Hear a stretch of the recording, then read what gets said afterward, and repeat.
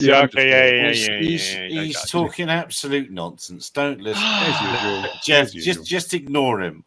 Generally, what we do do is not ignore do him. not look into laser with remaining good eye, and you'll be That's fine. the one.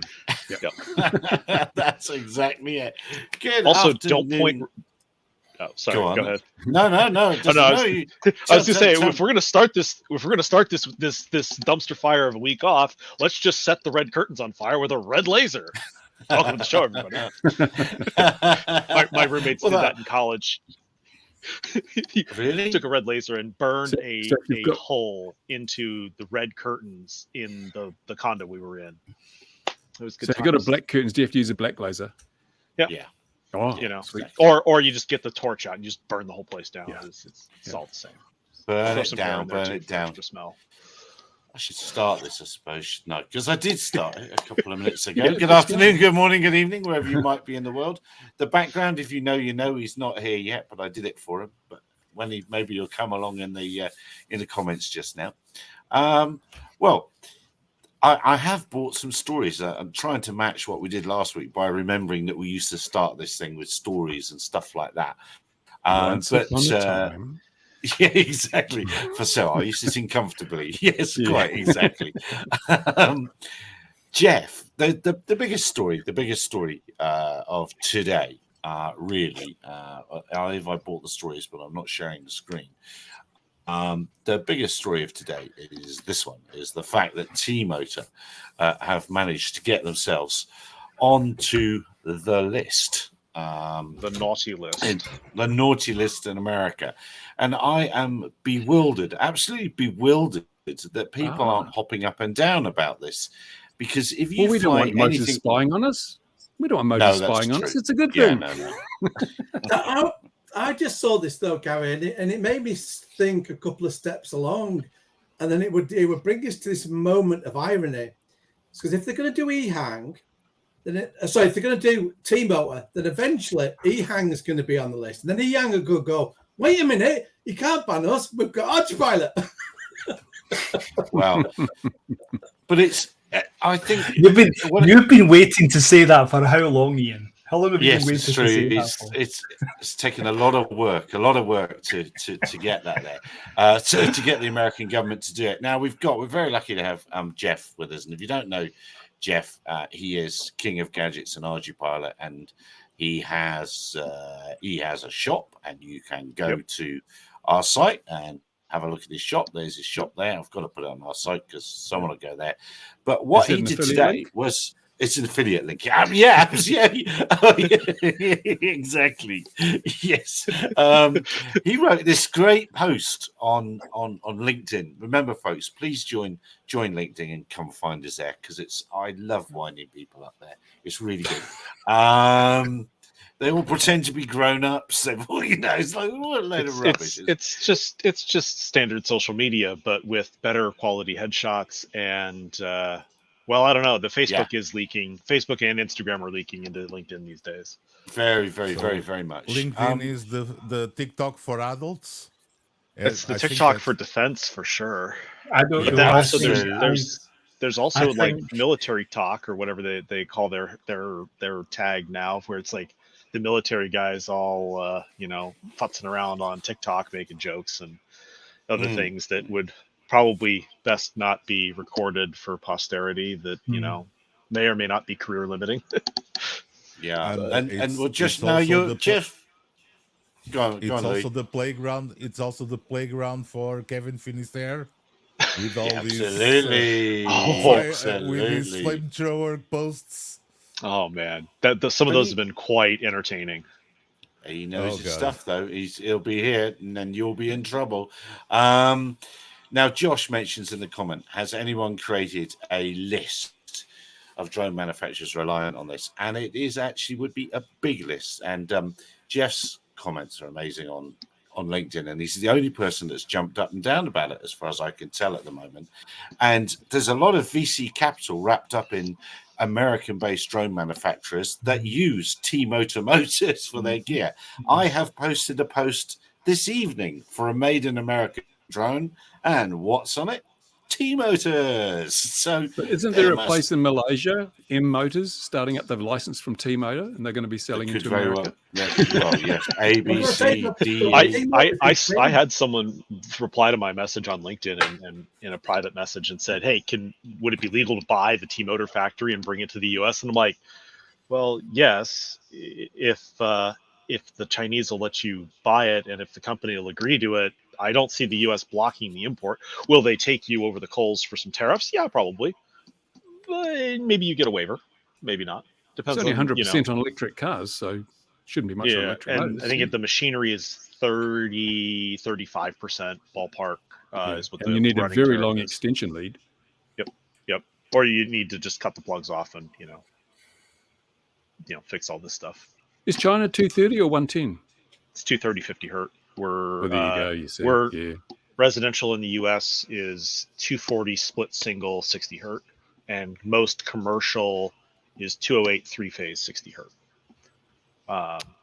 So you can get 480 pretty easily. But yeah, should have stuck with DC. It's so much easier. I know. It's all flyback converter. So, but Gary's got his mute on and he thinks he's talking. I know. This is how long it takes. He's a newbie here. We have to train him sometimes. Yeah. It's only 10 years or whatever we've been doing this. So Recovery Drone saying maybe this will wake up the FPV community. Does the FPV community use T-Motors much? Not much. No, they might use one of the T-Motor. T-Motor is one of the many trading names for that company. So like Sunny Sky is another trading name. Sunny Sky. So I didn't realize that. Yeah, because when we were building Solo, the motors in Solo started out life as T-Motor, and then when we wrote the PO, it was actually to Sunny Sky as the trading. Yeah, these ones in this Steady Drone are a T-Motor under a different brand, and I've got another one there. Space 1999. Oh yeah, that's true. Yeah, you see this thing here? I've got T-Motors in this. He's not here. I go to the bother of sorting it out for him, and he doesn't bother turning up. What did happen to the Mabushi 540? They were a great motor. Remember the Mabushi 540s? No, I don't DC remember brushed. Those. Oh, yes. Yeah, they were the backbone of the hobby for years. I think it's in one of the magnets.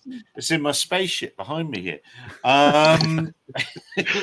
So what do you think? We've got Stephen here, which is great. He's weirdly won a prize last week. It should never go. So are we? Is it just about this or not? Are they not paying? I think the shock has set in. Or is still setting in. You know how you get clocked in the face in a bar fight and you sit there and your brain spends about 2 seconds rebooting. That's about where everyone's at right now. I feel you had this. I think you had this morning. I think Gary, and when you posted it on the site, it did seem to ripple a little bit afterwards. No one. I spent more time looking through the other companies because there was quite a few companies on there, obviously, like some in Russia and all. Sorry. Yeah, there was one in Russia, but there were a few in Dubai as well. So actually, there was 2 in Dubai, and those 2 companies are in the same location, the same building. Yeah. The thing that I think people are also missing here, the part that has me just royally pissed off is how this was done and how it was announced and whatnot. Posting on the Federal Register is how you do stuff in the U.S., right? It's our official newspaper for the government, right? But they didn't broadcast it as the trading name. They broadcast it as the entity, like the legal entity name.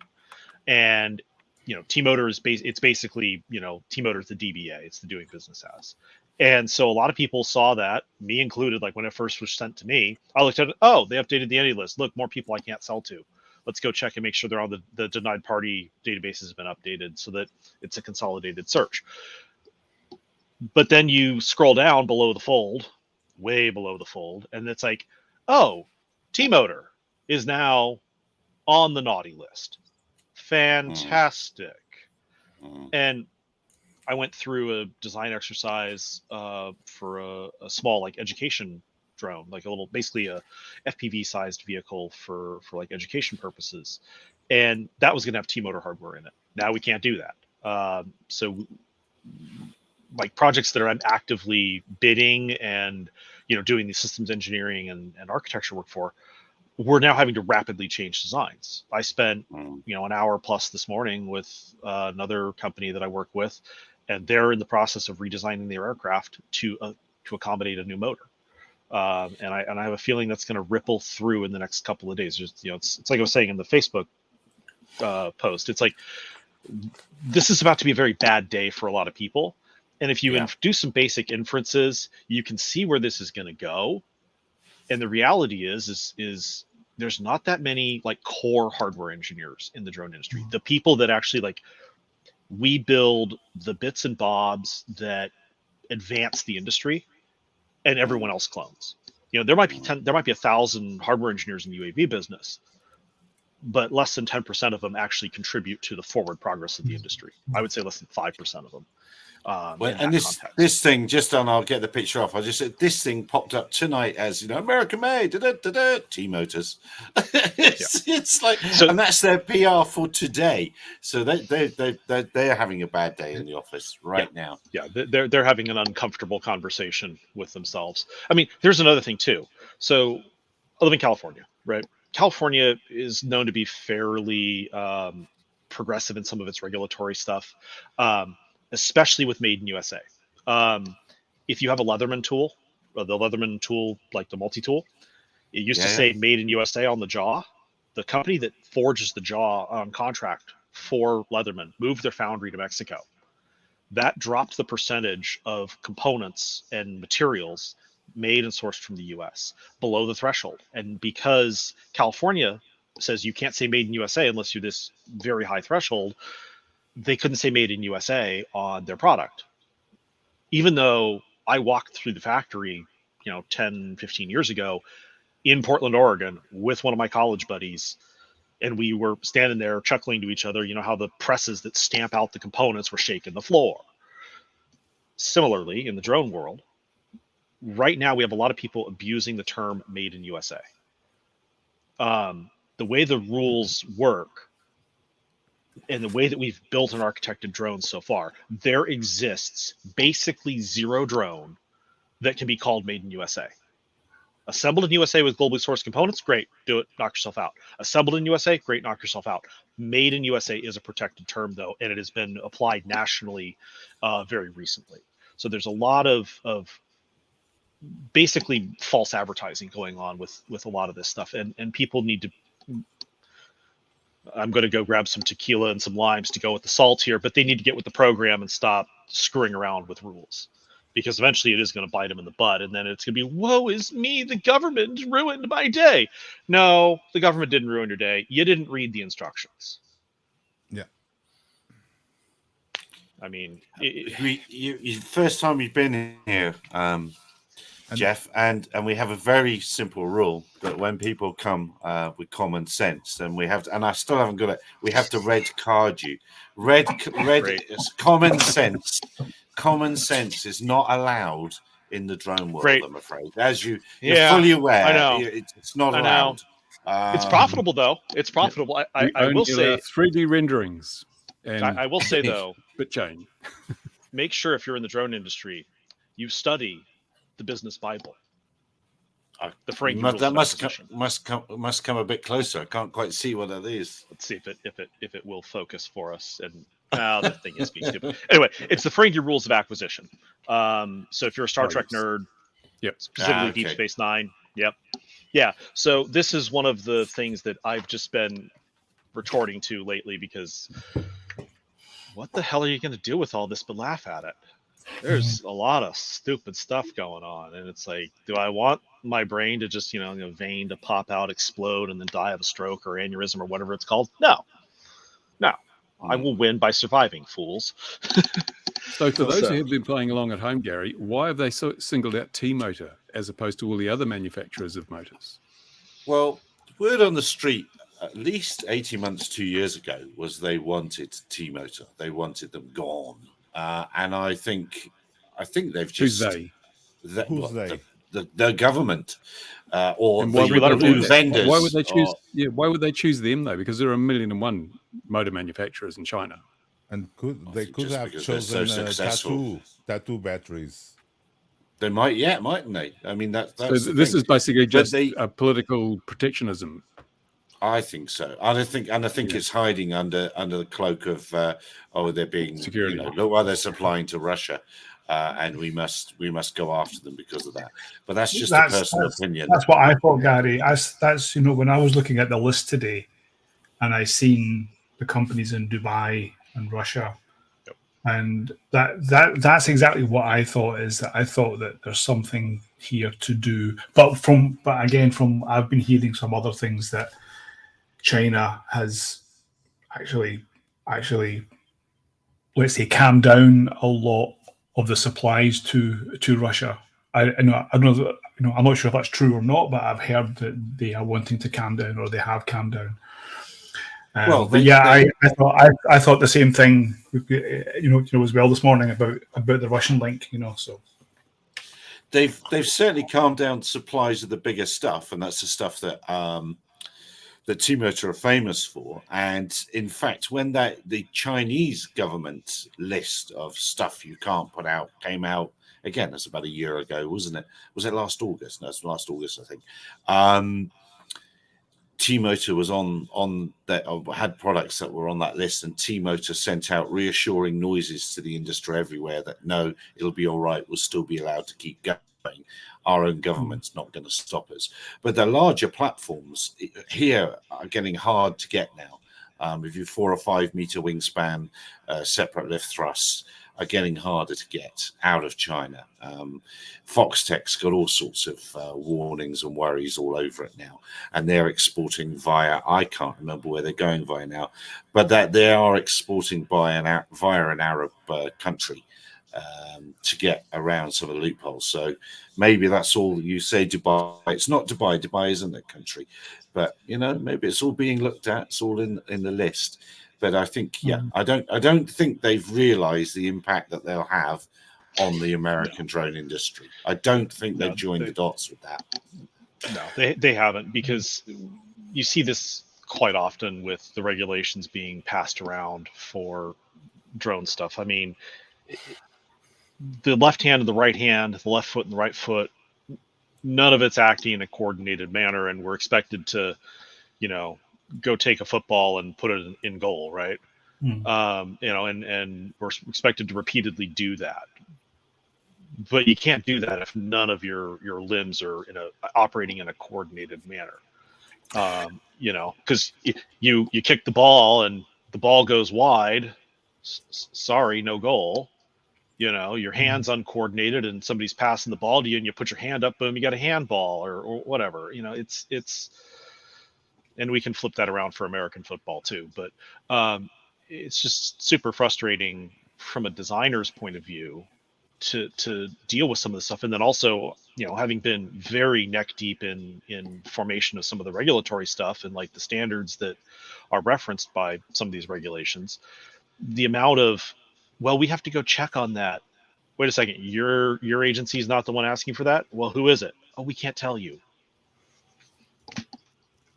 Yeah. So now I've got an MBA who has no technical knowledge trying to convey technical information from somebody who barely knows what they're talking about. And it really gets frustrating trying to navigate it.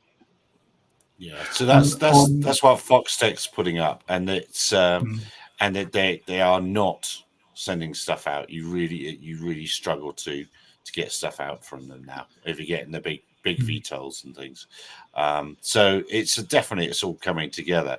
And another way of looking at this might be that China's got everybody addicted on these various things, and now they're also pulling the plug on it, and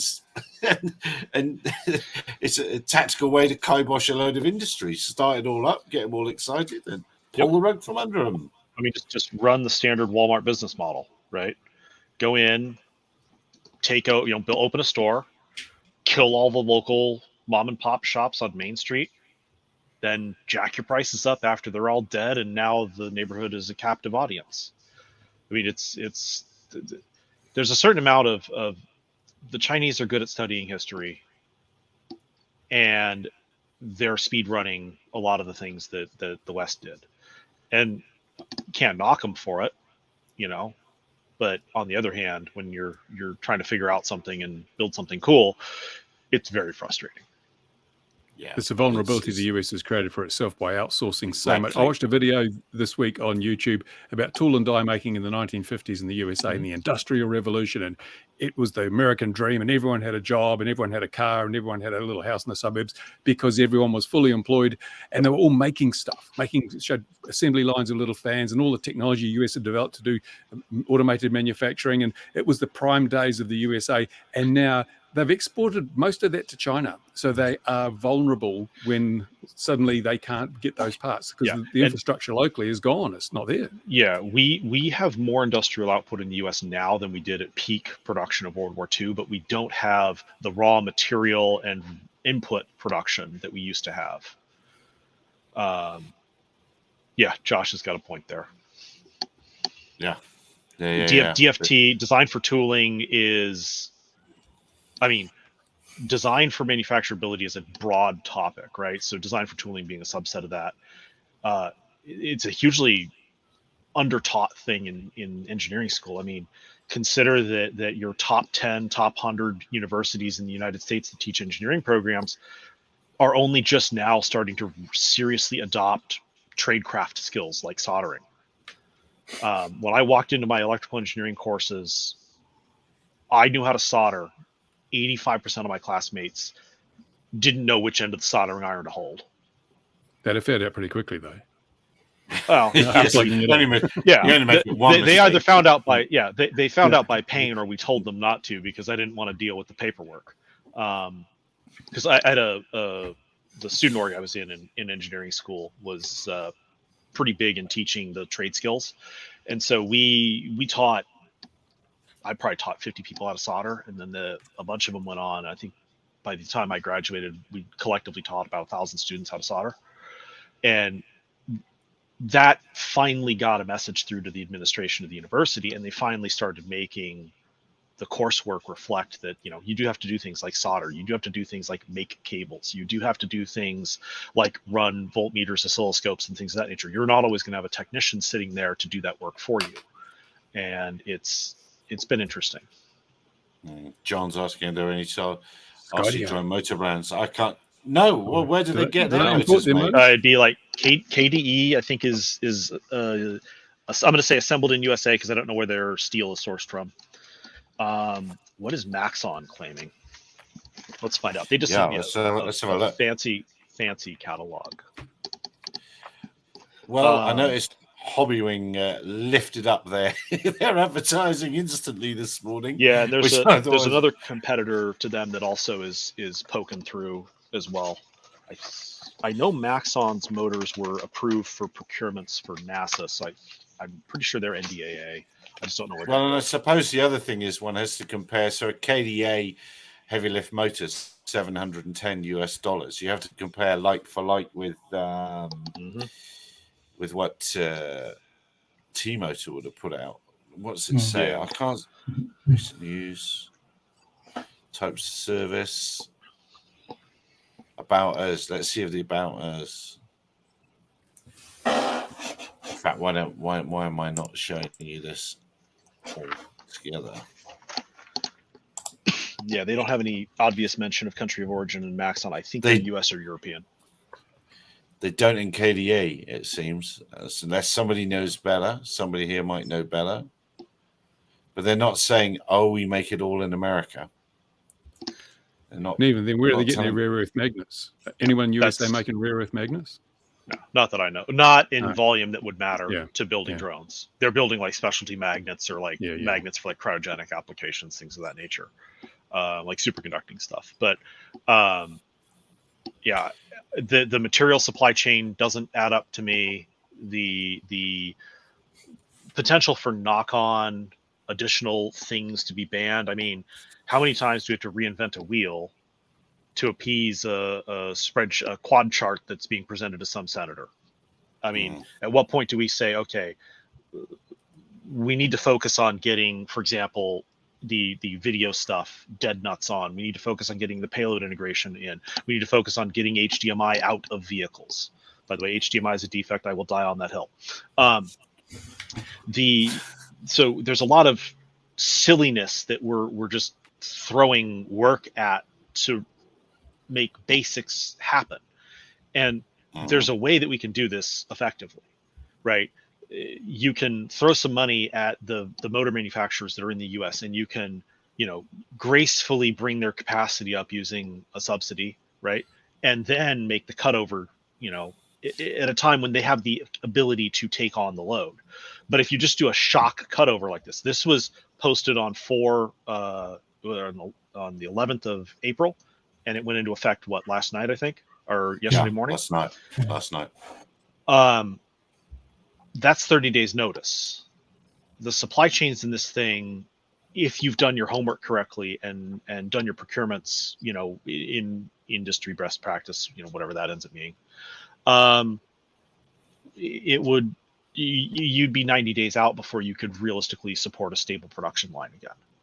Now, granted, most U.S. drone manufacturers are pretty low volume. They don't even, I wouldn't even say they qualify as mid-scale manufacturing, but still, you have inventory that you now have to write off. You have purchase orders you now have to cancel. You potentially have a blanket purchase order, which you're going to have some termination fees in, so on and so forth. So there's knock-on effects that I don't think were fully accounted for here. So yeah, I'm pissed. I'm pissed at the way just see the meeting. You can just see they went, no, it'll be okay. Not many people, without having any idea of how many people. And this won't affect many people. They're not in the Skydios. It'll be all right. Yeah, and that's. I suspect meetings of that nature. This is pure speculation on my part. Are far more common than people want to openly admit. And having talked with people and whatnot, and having gone through bidding some of these the component level items for some of these like big military reconnaissance drone projects, there's a lot of people that are making decisions that may need to have a gut check.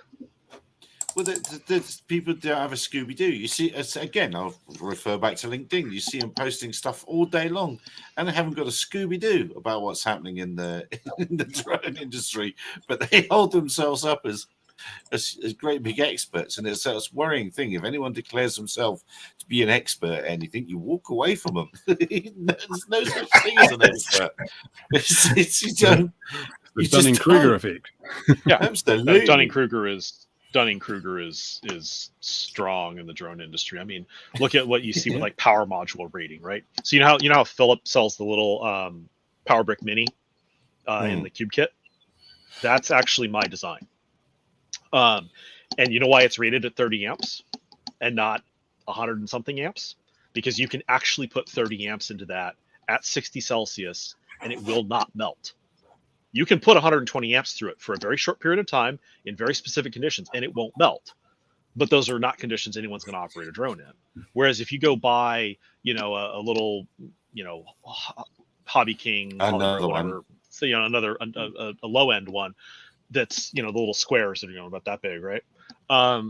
You put 120 amps through those, like they advertise, maximum current 100 and whatever amps. Okay, it took about 3 minutes to take all of the parts off the circuit board and litter the bottom of the temperature chamber with them, and I wasn't even running at room temperature. But they're only following the Hobby King battery model labeling model, aren't they? Not rating. Think of a number. That's right. Yeah. That's or claim the clip point, not the actual usable operating point or safe operating area. And so and then you get these people. Oh yeah, I don't handle 100 amps. And you look at it the math says no. Yeah, I mean, there's a really cool application note that TI has where you can just look at a circuit board after you've read that note, and you'd be like, yeah, no, that's going to melt. Yeah, it's a simple area calculation. Oh, John, we'll bring Skydio in because I want to go through stories amazingly. What do we think of this? Did anyone notice this in Japan? Skydio and KDDI, 1,000 Skydio drones for emergency purposes over there. I didn't know what to make of this. They can use them instead of sandbags or something. Yes. No, come on. That's their market. So they are expanding outside of USA for the other possible countries that they can operate. So Yeah. There's not many countries where they can operate. yep. Yeah. And it's a big deal for them, but I'm like, that's quite interesting. But is it really? And then the other thing I thought as well as you'll drop through things is when I saw this one, I thought we need a photo like this. I mean, that says that is that not peak drone company marketing photo? Here's the guys. Da, da, da, da, da. We've all got the jackets. Anyway, that amused me. And then the last story I've got, because you know where I'm going with this. We need to give Ian at least an hour and a half to go through whatever Ian's going to say. So I've got to get through this bit quick. But This 5 minutes always lasts an hour. Yeah. Exactly. Exactly. The Mac Loop, I cannot believe, for American followers, the Mac Loop is a little bit of Wales that the RAF goes through at low level, but you can. I thought it was like an onion ring that McDonald's sold. It is. Yeah, exactly. Oh, There's okay. that as well. And you can get yourself on top of a hill and look down at the jets and take amazing photos as they whistle through this valley. I think the Americans have an equivalent. They call it the Space Invaders Canyon, not Space, Star Wars Canyon. And there are people consistently flying their DJI, whatever, in the Mac Loop. It's just don't. It's just a ridiculous idea. But the Air Force flies the Mach Loop. But isn't this something that the CAA are giving notifications about? You know, are they not actually putting notifications out to say don't fly in this area? It's it's on the charts. It's in the low fly. Oh yeah, I mean, yeah, it's got a flow arrow. It's the village idiot screwing it up for everybody is what it is. And it's the same problem that DJI has for industrial use. The no-fly zones from DJI are very helpful when you need to work, and on some occasions, I do admit that they should have the no-fly zones in certain areas, even though there is no NOTAM. But that is a clear case that the drone should not take off. Period. But you cannot update. You can't update databases because they're changing on a daily basis. So there's no way that you can update those. That's why you need to have the separate map. That's why you have to have education. That's where I was going to go with it. That's exactly what it is. Sorry, it's exactly what's missing. That is common. That is common sense. So common sense. Sorry, guys. Sorry, guys. Yeah, common sense. You're right. Red Solo Cup. Exactly. But that's exactly the point. And I see people saying, but my app doesn't tell me when the Air Force jets are coming. Why doesn't my app update and show me exactly where they are at low level? It's like, what? It should be okay because DJI has ADSB in there, so they're fine. Yeah, but ADSB doesn't. I mean, it doesn't tell you everything. I mean, you can have Flight Radar 24, which is giving you A, and then we have. I always have my Finnish drone map, which also gives me live manned aviation, and I don't see the air ambulance on Flight Radar 24, but I see the air ambulance on the drone map, and I see it live. So we have to use both of them in order to make sure that we can see everything, And I have mine on all the time, but you have to understand what you're looking for and what you can see and obviously what you can't see, because the air ambulance don't want to be seen all the time, and they kind of sneakily do it in such a way where you can see them, but they won't advertise it. But that's a story for another time. But that's the whole electronic conspicuity piece in one, isn't it? We actually all need to start talking the same digital language, whatever that might be. We need to make sure we understand that ADSB is 1990s technology and should be dead, not being rolled out now. It shouldn't be with us anymore. Just look at the difference, between smartphones and the phones in 1990. But we've all started, and it's going to be secure, encrypted, or blah blah blah blah blah. All these things, Bitcoin, everything. But it's got to be, it's got to be a sensible system. But even if you had that in the Mac loop, when it comes, doesn't matter if you've got ADSB in. When it comes around the corner, it's coming around the corner of a mountain, and it's on top of you in a split second. So there's nothing you can do about it. You have to understand, as you correctly said, Steve, you've got to correctly understand the airspace you're flying in. And it's low flying area 7. They're cleared down to 75 feet in some places there. Crack on. You shouldn't be there. My rant Remote ends, ID would sorry. fix this. Remote ID remote fixes the ID. pilot. That'll save the they'll day. They'll save just the day. swerve. They just swerve to avoid the drones. Yeah, absolutely. But we have now openly admitted within the industry here in Europe, we have openly admitted that remote ID is nothing to do with safety. It's got nothing to do with safety. That's not part of our language anymore. It's basically hashtag security, and that's it. But who's okay? But okay, let's say we go to a dedicated band for safety, like vehicle avoidance stuff, right? Who's going to make that chip? Because how many Chinese people are there? TMC will make everything. But how many units do you have to make that chip a price the market will bear? It's about 10 million units a year. Well, Jeff, I think we have got two types of remote ID here in Europe. We have direct. We have direct and we have network. And network, I think, is mainly focused on safety because that should be used in let's say a U-space environment or some kind of area, but let's just call it U-space for now, so that you can have lots of different unmanned services running at the same time and also manned as well. Whereas the broadcast is or let's say direct as we call it here. Yep. It has got nothing to do with that at all. So that's why we don't have any network running yet. Yeah, broadcast was studied for the safety implementation, at least in the U.S. I don't know what happened to that report, but one of the national labs was contracted by FAA to do that, and the F-3411 work group spent a lot of time supporting them and taking input from them. It is not impossible to use direct remote ID as your vehicle-to-vehicle avoidance at the right speeds.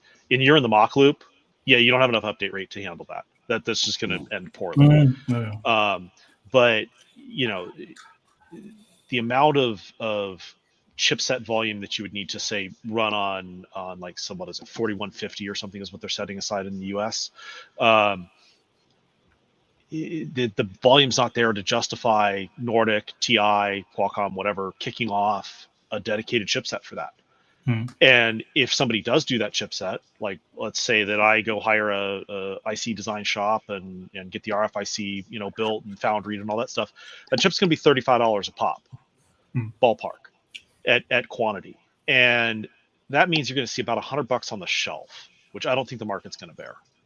I think the market is already pissed off that remote ID devices are costing what I think drone tag lists in the mid hundreds. My device was in the $100 range. You can get a Nordic thing. I mean, Cube ID is what, $40, I think, for the cheap one, and 69 something for the CAN one. The market is not going to bear some of these more fancy things because we have people that are pricing their drone based around the price of one of these things, based around your smartphone pricing. Well, that's a bit different. I think that's a bit different for the hobbyist and all the rest of it. It's a bit different. But if you're working on a daily basis, then you are required to have it based on the category that you're flying, and then you just price it into the work that you're doing. So it's a different story. It's not like that. It's not linear because when you are on the industry, you don't buy one or two. You buy you might have a fleet of hundreds of drones.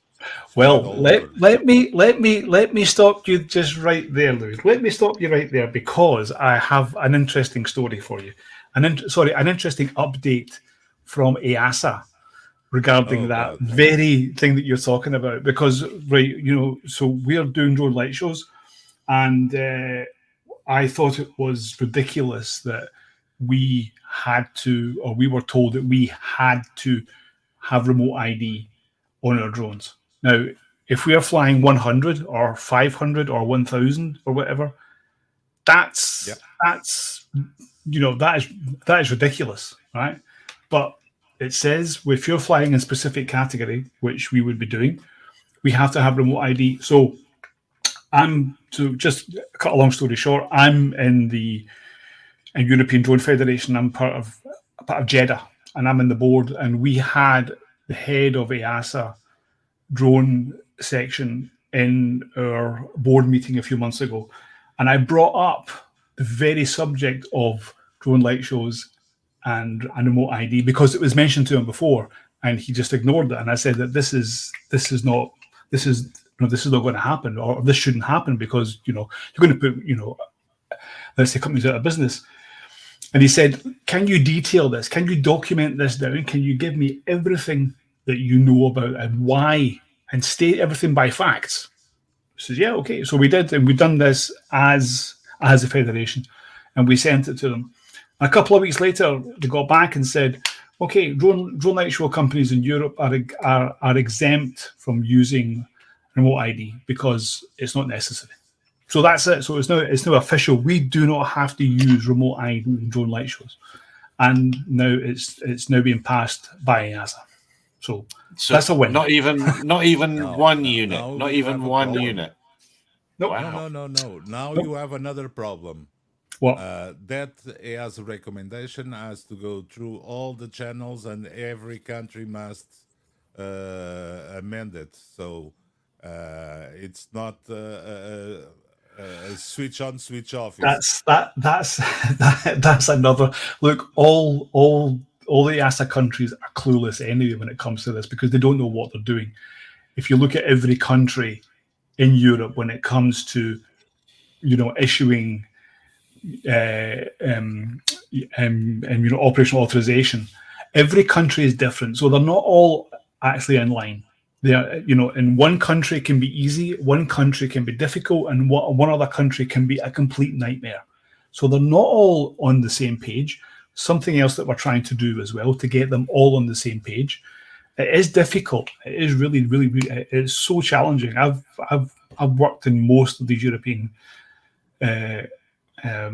countries, and every country is so difficult to work with. So it's nice to work under EASA, but when you start to work under the country itself, But anyway, we do have that, and that will now be put into the regulations from January next year. But we do have an exemption for that. So, but that's very good. good. But that No, that's only very good. applies to light shows. Well, the other thing too is that if you're doing a light show within a pretty confined airspace, say a 1 kilometer circle, you'll hit airtime capacity before you hit your full size show.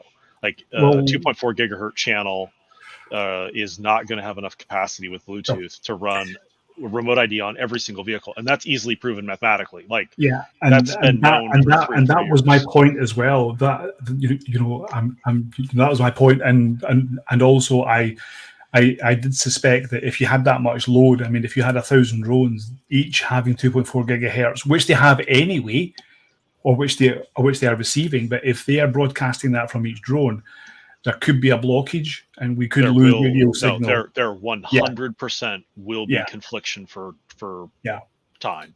So it's more of a risk actually having remote ID. Yeah, because you'll start. So it's 980 something. I can go pull the math I did a couple of years ago for Bluetooth on 2.4 gig, and assuming that you're only using 50% of the available airtime. And it's one of those things where basic back of napkin math like that is not being done by a lot of regulators. They're not doing their basic homework to gut check their rules. They're just making rules and then hoping that industry will catch their errors and complain. But at a certain point, Industry go, well, them's the rules. We don't have enough money to fight them. Close up shop, lay everybody off. Poof, you killed a business. Good job, government. Mm.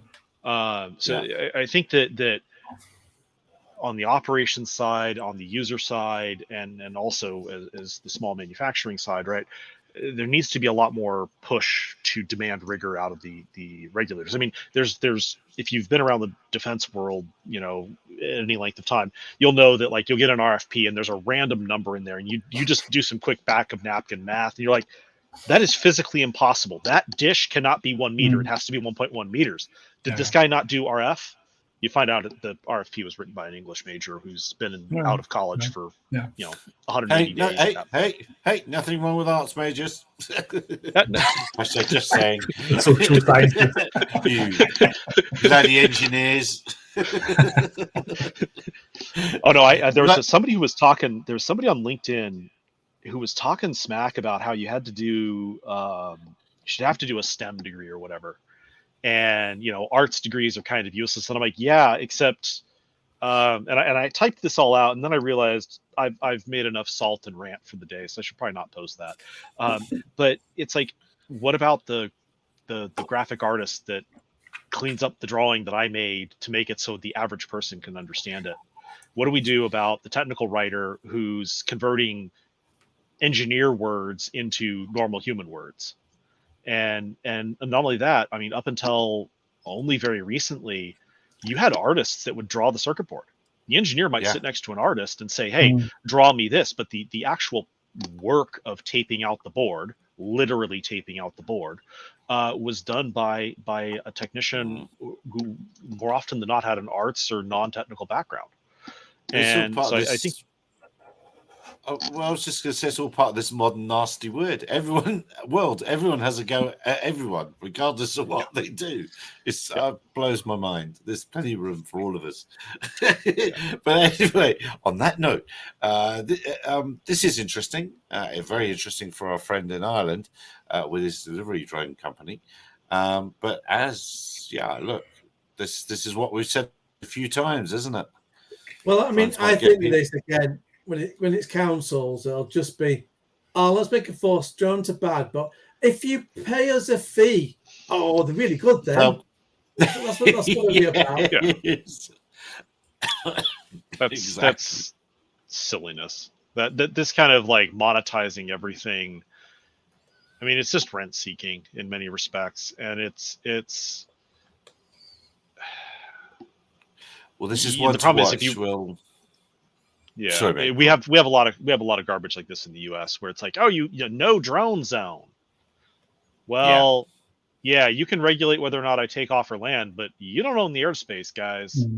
That's federal.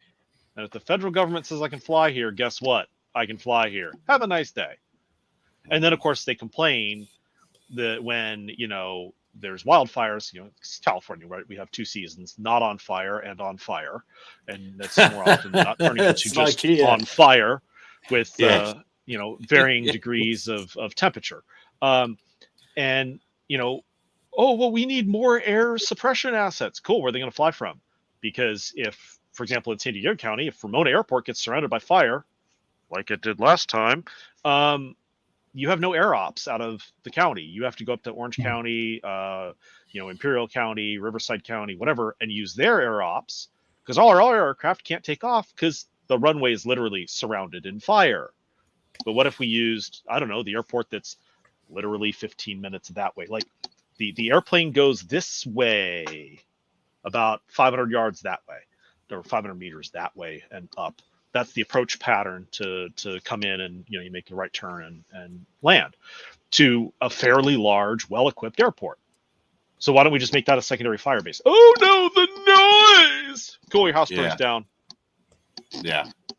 Oops. Yeah, well, I actually think delivery drones, larger scale delivery drones, might be the savior of some of these small regional airports that are needed for that sort of thing. Let's get them on there. Let's get them working. But that's another topic. Right, let's go on to the. Sorry, go on, mate. Go on, Jeff. Oh yeah, I was gonna say like there's FedEx and UPS, major logistics hubs, right next to a lot of these small regional airports. So it makes a ton of sense to fly a smaller aircraft in there and ease traffic. I mean, San Diego International is a single runway airport for like a region with about 2 million people in it. That's absolute bonkers, the amount of traffic that goes through that. Okay, well, we take that load off and send it to some of the regional airports because we have all the military stuff, so we have incredibly complex airspace here. So let's send some of that traffic for cargo right to the hub, and then that helps businesses because now you can effectively run a second shift with all your existing assets and still make air cargo cutoff. Yeah. So I don't know. Yeah. Maybe I need a red card for some common sense there. I don't know. Yeah, absolutely. And that's the whole AAM crowd just seems to be missing that. And I really wish delivery drones were not even considered in the AAM, UAM, flying magic, flying car world. They shouldn't be. We shouldn't. They don't deserve to be spoken of in the same sentence as that lot because they're much better. Do you want the average bloke flying a 4,000-pound death machine? They can barely keep it in 2 space, let alone 3 space. I mean, hell, we thought the power went out because geomagnetic interference with the grid. No, some drunk idiot took out the signal control box, and the power company had to turn the power off to our neighborhood to put caps on the wires so they could, put the signal back together. So that there's a whole $25,000 signal control box just on its side because some drunk idiot took it out at 2 a.m. Literally at 2 a.m. It was 2 with 15 seconds in the morning on Saturday. It was not that you were counting or anything like that. Oh no, I was like, why did the power go out? And then why is the traffic signal flashing red? And then we listened to the audio on the CCTV, and there was a crash. That sounds like the signal box getting taken out. Good job, bro. Yeah, no, but you make a fair and valid point about why there was and again, please come on to LinkedIn, people. Some chap 2 days ago was saying how and he was cycling in a city and said how flying cars are going to save the world, and people jumped on him, which was good. And he was a marketer. He was the marketer for a flying car company, and he should be sacked. And then there's another one today where some guys, get your chat GPT drawing of something flying over vehicles, over a traffic jam. It's like, well, how did you suddenly get qualified to fly this thing? Why are the rules of the air going to change? Because you can afford a flying car. And where are you going to land? And et cetera, et cetera, et cetera. Oceanside Municipal Airport is that way. Well, this is all reversed, but it's that way. And then, Carlsbad Airport over there, right? So, okay, so we got places people can land, but then you've got a lot of people who do trans-county or cross-county commutes, right? So you take off from Oceanside Municipal, fly down to Brownfield. That was literally my commute going from Oceanside to 3DR office in Otay. And that's a 50-mile, 55-mile flight, plus whatever, all your maneuvering for airspace clearances and whatnot. But that's a lot of flying. That's a lot of flight hours. That's potentially 2 hours of flight time a day. What about maintenance? I mean, how many people are driving around with the idiot light on in their car because they haven't changed the oil? No comment. So have you seen that? I don't know if I read it on your site, Gary, or I read it somewhere else, or I'm not sure, but there was an air taxi award ceremony last week. And I didn't cover it. You didn't read it online because I thought, no, I am not. And there was one of the makers. I'm not sure which one had won Best Design award, and they were saying that our eVTOL has won Best Design. This thing hasn't even flown yet. Shouting that they're winning awards and stuff, and going, it's ridiculous. It's just. I mean, the amount of PR. The lot in Bristol, is it Vertical? I can't remember. They are suing the manufacturers of those propellers that delaminated themselves. But really, that story is, well, what was your inspection policy of this gear that came into your place? Well, that's the real story. They should just switch to Boeing. Well, actually, I do think that this is actually they've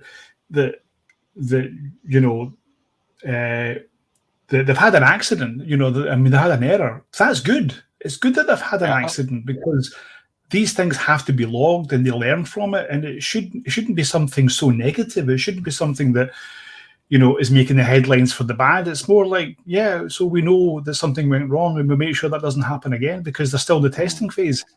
Well, I tried that with the police the other day, but they wouldn't have it. They said I was driving recklessly.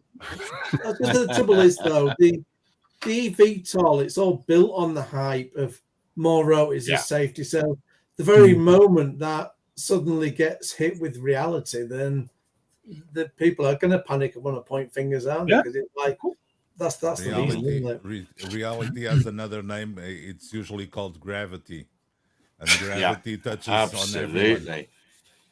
Right, okay, everybody sit back, relax, open your drinks, because here comes Ian's hour and a half. So Ian, there's news that some people are interested in. And of course Louis here, so he's very interested in the Gatwick thing.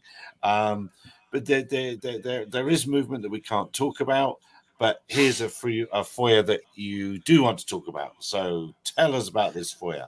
You can go to bottom of this. We've talked about this before, but we finally got an answer that's in straight talking English. I've got it said. How far am I going? Yeah. Is this the one you got today, Ian? Yes. So this is the AAIB, and scroll up just a little bit more. There you go. Where it says your understanding is correct. They're essentially saying that if you see, say, for example, a matrice and it is crashing, and it's a police officer and the sticks, it may not say that it's a police officer at the sticks. It might just be presented as though it's any older commercial operator. So they've been, because this remember, Gary, this has gone on backwards and forwards quite a few times. I think it's even gone to internal review, I think, on this, just to get this straightforward question answered. And finally, it's like, yes, that's it. It's the discretion of the investigator. So the individual investigator for it may decide innocently, but likewise, you might get a bit of an arm twisting. We don't know. But yeah, there you go. That's the answer. And I thought it was interesting today. I think it was on Facebook where I saw it. People were actually saying that there needs to be a little bit more detail in these reports to the drone industry so that we can learn from our mistakes. A little bit more clarity in things. So that's there. The Gatwick thing is moving on. Some things have come through today, but those can't really be spoken of, and you have to speak to grown-ups now, don't you, Ian? It's very grown-up. So I'm speaking to Richard Ryan, so he's seen the paperwork that has been sent my way today. So we're in we're in scary territory now, and it's very interesting. So it's at the moment I would say it's a slight win, but it's far more complicated than that, and that's probably as much as can be said. Are you writing a book about this, Ian? No, but production companies keep coming along and saying, this Gatwick thing. And none of them have gone with it yet, but you never know. One day it might be there on your Netflix or your Amazon, and who knows. And today's detail was it was six lines, I think. Yeah, it was 6 lines, but the 6 lines that it was, or 6 occurrences. There must be. That will be very important. It's the minute when that book comes. It's going to be that 6 lines, those 7 lines, that one line over there, and all of that is slowly, steadily. Oh, hang on, what was that voguing? Is that Madonna, isn't it? It's steadily coming together, isn't it? There steadily is coming together. As part of this, there has been a freedom of information. It has been answered. So technically, that can probably go public before everything else. But I'm just playing it a little bit safe. But yes, there has been information that's come out today, which if you saw it in the context of what went on, you'd go, shouldn't you reckon?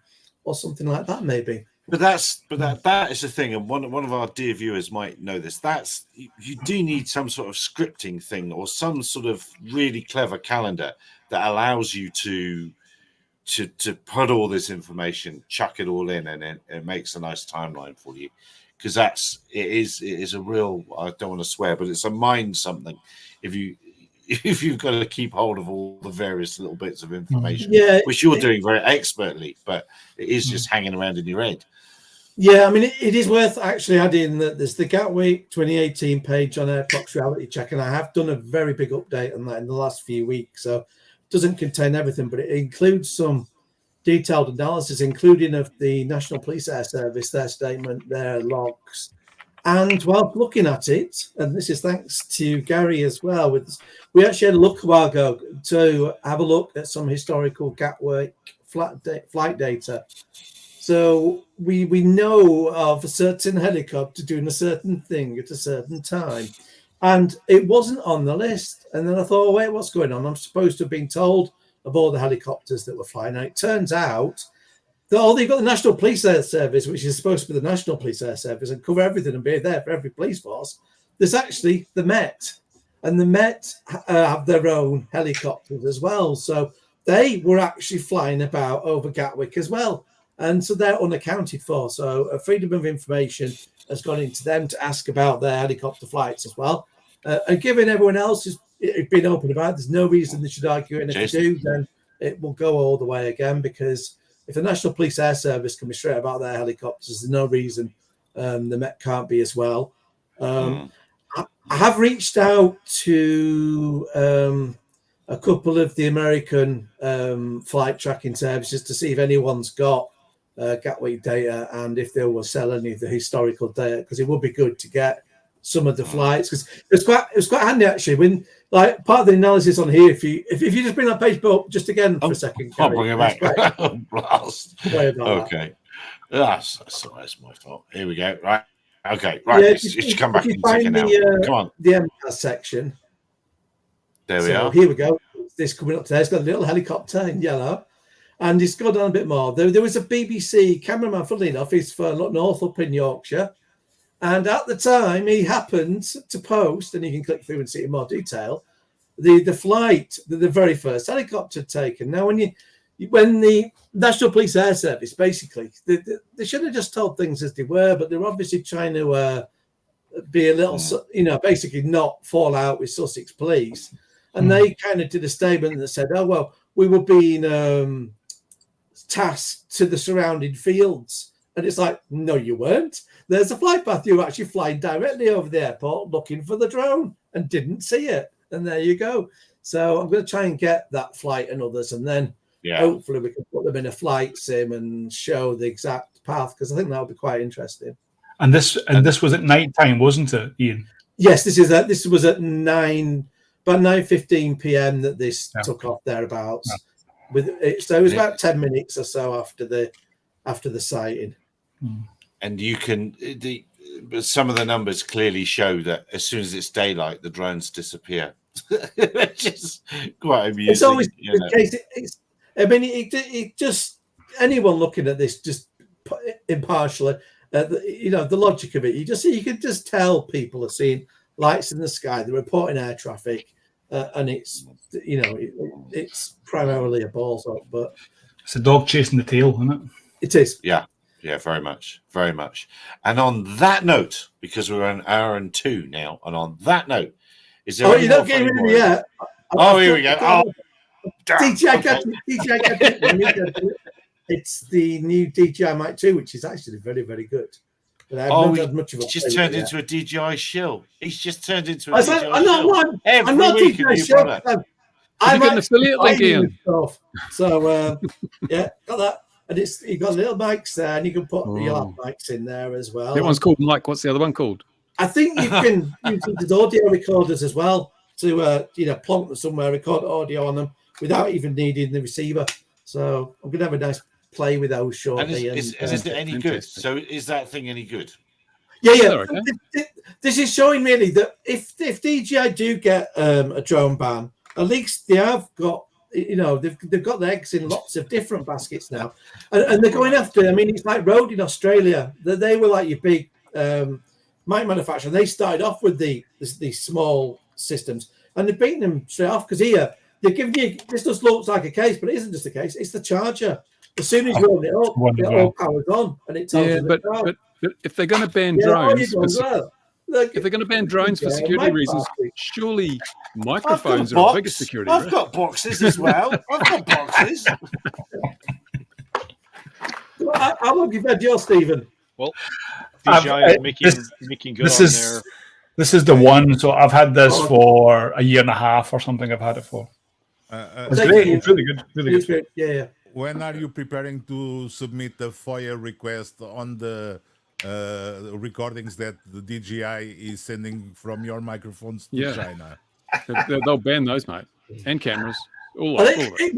it won't get any interesting conversations. It'll just get me muttering on about freedom of information to stuff at first, not the end of the point. It might be recording when you're least expected.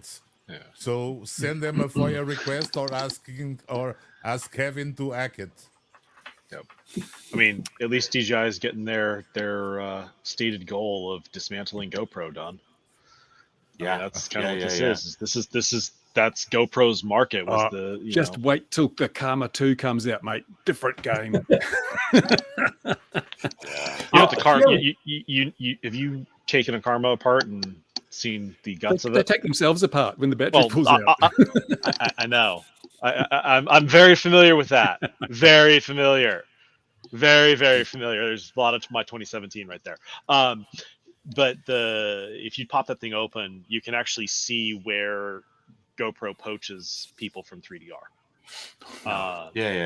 And you can actually see because it's the phase of development that Solo was at when a certain person left is exactly where Karma picks up.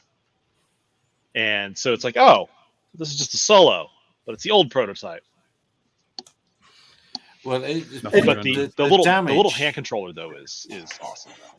I like but the overall story of that is, and the underlining of the story is the damage that product did to the industry, and the advantage, the leg up that gave DJI was amazing because they worked. Yeah. And there's a lot of silliness that went on with that vehicle, and also, I mean, we can't toss GoPro under the bus about how they screwed up things without tossing Department of Commerce under the bus at the same time, if not harder. DOC, I think, has done as much or more damage than the FAA has done to drone stuff in the United States. I mean, work at 3DR. We're sitting in, and I'm coming back from lunch, and there's 3 government plates, federal government plate cars in front of the place, with like 12 suits walking towards the front door. I go in the side door for a reason at that point. But yeah, that was the day that we got the "Thou shalt not export until we approve you" thing. Yeah. Cue me and a few other people picking fights with the export lawyers and winning. Eventually, but we haven't really, until like literally 2 weeks ago, haven't really had great amounts of overhaul in the export rules, and those export rules are strangling a lot of the Western drone industries. Because theoretically, up until only a few days ago, exporting information to Australia was bad or something, whatever. I mean, we've gotten through it because we figured out how to appease the lawyers and what to say, but the point still remains that when you write 6 months of the industry off, when the largest manufacturer in North America is offline basically for half the world, surprise, the cloners are going to backfill that demand. Yeah, absolutely. And ITAR and various regulations around it. Yeah. Again, go to LinkedIn, mention ITAR and all those VC-backed kiddies raging about this product and that product don't realize it's a thing. And they don't realize that when they make their American thing, they're making it essentially for America. That is your market. Yeah. I grew up in my parents both worked in the defense industry. I knew what ITAR was before I got out of high school. And, I spent most of my college intern years, doing engineering internships at a defense shop. So I had all this training. I knew what all this stuff was. And I'm like, guys, you need to be careful with that. Don't screw that up. Oh, well, they did. Yeah. So there's and I'm wallpapering over some details of the story just to, kind of keep continuity here. But it's frustrating when you know what's coming and you can predict it 6, 10, 8, not, 6, 10 weeks out and be like, yep, that's going to happen. and then it happens, and then everyone's like, "Oh my god, it's a panic." Well, Jeff said something about that like a couple weeks ago. Ask him to do it. Yeah, but are they really, for the AUKUS thing? Are they really going to relax it enough? Because that's still not enough. Then okay, so you could sell to Australia and England. Okay, yeah, that's still not a large enough market to really sustain everything. Because I mean, okay, what did we do? We added basically California and another state about the size of California. So we have three Californias in play now, effectively. Yeah, exactly. That's not enough demand to sustain a business that doesn't have like a nearly 100% market attach rate. Like everyone has at least one smartphone, right? I mean, it's like a 90-something% of the population has a phone. So okay, cool. America can support that market on its own, or the AUKUS group block can support that market on its own. But for something like a drone, where maybe 1%, 2% of the population as a whole is attaching, and the turnover rate is what we're getting, 2 years out of a vehicle now, 3 years, depending on how many times you crash it and smash it. The turnover is just not there to sustain a non, as a service business model, like a traditional hardware sales model. But that also counts also with software as well, Jeff, because the amount of software companies in the US that do accommodate, let's say the US, but if you do have that drone ban, so if there is a DJI drone ban, you think of the amount of software companies that are relying on drone operators in the US, and those companies that are based in the US. And then all of a sudden there's a ban. No one's going to use that software anymore. So it's not just that. It's not. And I know we've obviously discussed this. With Gary in the past, but it's the bigger picture. It's just everything. It's not just the drones. It's not just the motors. It's the software. It's the accessories and everything else that goes along with that. Yeah, I mean, a drone is just a thing that flies sensors. Yes. What do you do with all the sensors? It's a hammer. I mean, and are we going to go and start banning Chinese-made hammers now? Because we're banning tools at this point. And are we going to go ban the Chinese CNC machines that are being imported to the US? Like the SILE 3D printers machines. Same thing. Bamboo Labs. Yeah. I mean, where does this ban? To me, this ban hammer stuff is worrying, and it's being done in the same kind of haphazard way as other bans have been done in the past. And it's incredibly frustrating watching it happen, and not really having the capacity to go and walk onto Capitol Hill, buy the appropriate campaign contribution, and say, hey, stop this. This is stupid. This is going to hurt people, both in the literal and financial sense. I thought about going through all the brochures I could today, but I can't be asked, because it'll be easy just in the next week or two to see how many change all their pictures. You'll soon work out who it was. I think it's all but one of the people I work with. No, actually, it's everybody has to make a change at this point. For me, it's 100% exposure.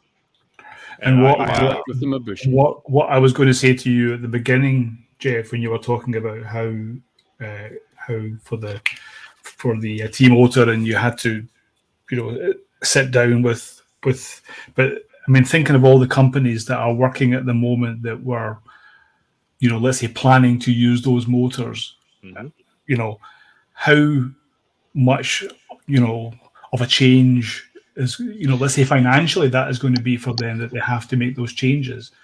It's going to be quite bad for them. The big question is, what happens to those companies if they ignore the ban and they just sell commercially? Peel off? No, they peel off the brand sticker and put whatever sticker on it. Yeah, there's no means of enforcement here, and that's a broader problem with the industry as well. That like, if you zoom out and you look at people abusing remote ID, for example, as a risk, there's no enforcement mechanism. I mean, when your family friend who's a police officer is asking you for, how do I deal with a drone call? because the FAA hasn't, distributed a broad document. They have now, I believe, but this was, several years ago. So, but when you're not getting information disseminated down to the beat officer, the officer in the patrol car, right? How do we enforce this kind of stuff? How do we make sure that the trade officials and the examiners who are looking at all this hardware and also the companies that are brought in to do the audits are properly trained to do this stuff? There's no chain of accountability on that end. So this is all just kind of wishy-washy made up stuff. Yeah, it's true. So, it describes the world today quite well. Wishy-washy made up stuff. Yep, that's the world. I mean, I've been asking, several European countries, the authorities and whatnot, about how they're handling remote ID, and they just say we've got other things to worry about. It's way down the list. We literally don't care. Even within the FAA, you'll see division about remote ID. And I know people who have been working with one group of the FAA, and the advice from the FAA in writing to them was, "Don't worry about it. We'll deal with it later." Because they're not enforcing that there are still companies selling non-DIY drones without standard remote ID, which they have supposed to be doing for well over a year now. Mm-hmm. And then I've been watching a lot of reviews on these little RID modules, and a lot of them are clearly not compliant because they're not broadcasting one update a second. Some of them are like 30 seconds, and yet they're self-declaring, like Boeing did, that they're compliant. And so the FAA is just I'm quite familiar with the level of rubber stamping that's going on. Which is interesting, because speaking of the FAA, I've got an update on that Michael DiCursio story, the Philly drone life guy. The prosecution has petitioned the court to have him completely banned from flying drones anywhere, any drones, anywhere, anytime, which means he can't even fly a tiny whoop in his living room, right? And the justification given to the court is the goal at this stage of the matter is to compel compliance with the court's order, which will stop DiCursio from continuing to endanger the public via his drone operations. Now, how can they say that someone flying a tiny whoop in their living room endangers the public? This has gone way beyond a joke now. This is absolutely ridiculous, especially when I look out there and I see every week there are hundreds of videos of people who have just got DJI Avata 2s. They've got the goggles. They've got no visual observer. They're doing range tests, 3K, 2K, 3K, 4K, beyond visual line of sight. The FAA is doing nothing. They're doing nothing. Yeah. Trying to get this to zoom the right way, but it's not happening. What is this? What is this thing you have sent me? I just had to put this up because within the last 24 hours, just for the puns. The police were up at the crack of dawn, greeted with the full moon, and it's a half-naked man running over the fences, chased by a drone. Well, he's half-clothed. Well, there we are. Well, and when we finished, actually, it just reminded me, as we finished last week, the airports closed in the UK, didn't they? There was that hack as we finished. Oh, there we go. Well, that's how I found this, because I thought, well, I better do a quick search for any airports. Just in case. If anything happens, it's always just after we finish the show. Just after we finish, isn't it? Look, on that, gotta love the police activity and equivalence. Yeah. We've an hour and 18, so we've gone over our time. Stay with us, Jeff, because we chat afterwards, and we'll do something with those chats one day. Dear viewer, wherever you are in the world, look after yourselves. We'll see you again next week, 2100 GMT. I must say gin and tonic properly. When no doubt we'll have heard a little bit more about what the industry thinks about this whole T-motor thing. I think it will have sunk in properly. And I don't think there's going to be a lot of angry will care. I think you don't. Louis says no one will care. Will ignore it, or people will be outwardly ignoring it and inwardly panicking. I think that's probably a lot of what's going to happen. People are going to not. They're just they're going to sweep this under the carpet and hope nobody notices. I suspect that'll be what happens. As you say, unpeel the labels. Smuggle. No, listen. This ban thing, and before closing, this ban thing is what you can see. You can see that you're using a DJI drone. You can. Nobody's going to check if the stupid motor says T motor or it is written as a sticker of something else on top. They should just change it to T-Mobile. The stupid motor. There we are. That's how we'll label them now. The stupid motor. Dear viewers, look 5G. after yourselves. Pity the fool. Cheers all.